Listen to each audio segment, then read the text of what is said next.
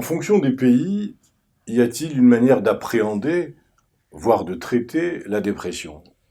Alors, ce qui est intéressant pour la dépression, c'est que même si on a un socle commun de signes cliniques, déjà l'expression même de la dépression peut varier d'une culture à une autre. Elle est On a des culturelle, formes. donc Il l'expression y a, est il y a culturelle l'expression est souvent. culturelle. La dépression, c'est une maladie authentique, mais l'expression est culturelle.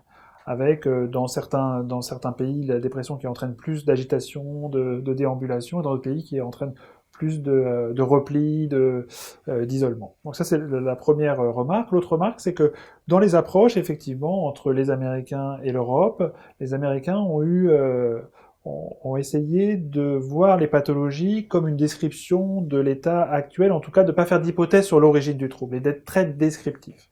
Donc on a un certain nombre de signes, et on dit vous êtes déprimé, euh, peu importe la cause, de façon un petit peu caricaturale.